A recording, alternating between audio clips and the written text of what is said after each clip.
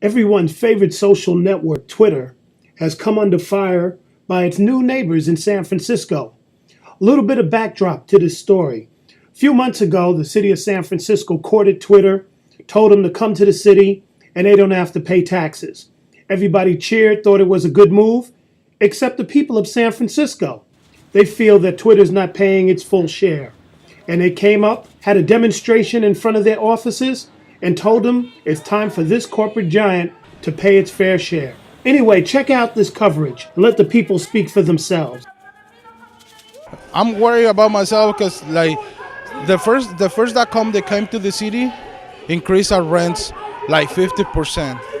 So I'm talking about from 1998 was like 500 to 700 in a studio. Now one studio is like 1,500. So if these people stays, it's gonna increase our rent more. They're gonna use almost all of their money to take over, and then we're gonna have to move to a different neighborhood. But I don't want to move because I like this neighborhood. Many of the people in San Francisco remember what happened 10 years ago when the .com industry was in full swing. Many of the residents were displaced because rents went higher, prices increased, and basically you had corporate gentrification. They don't want to have it happen this time. What they want Twitter to do is work with the community, and they've given Twitter a list of demands. Among them include workforce development, free Wi-Fi for low-income people. Also, they want neighborhood improvement. They don't want to be displaced. When you ask to not have to pay your fair share in our communities, and then you refuse to come to the table for a binding community-based agreement, community benefits agreement, we take that as a slap in the face of our communities, and we say, Twitter, if that's the way you want to play it, you can get the hell out of town. We demand that the people be allowed to come to the table for such a large structural change. And also want to highlight the fact that this is not just about Twitter. Again, in the language of the proposed ordinance, it's going to basically turn the entire Tenderloin into a tax haven for the next 6 years. So there are a handful of other companies that have already been eagerly watching, anticipating the potential passage of this ordinance, ready to jump in. And we want to know, if this is the case, what is on paper? What are the protections for the people?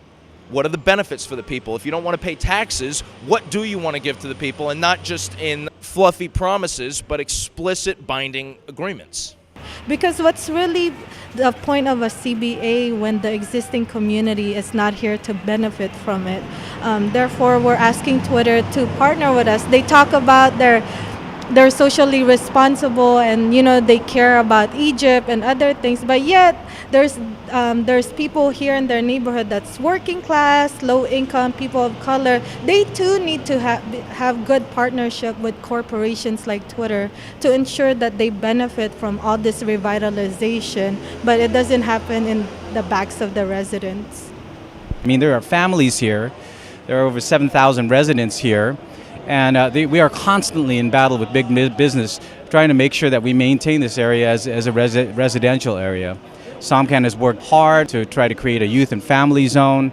SIF is trying to provide, once we open up, we're trying to provide the arts component to this area.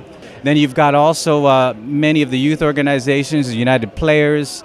You've got the Oasis for Girls. The Bayanean Center has Bridging the Gap. So there's a really strong community here, and as much as possible, we have to protect each other.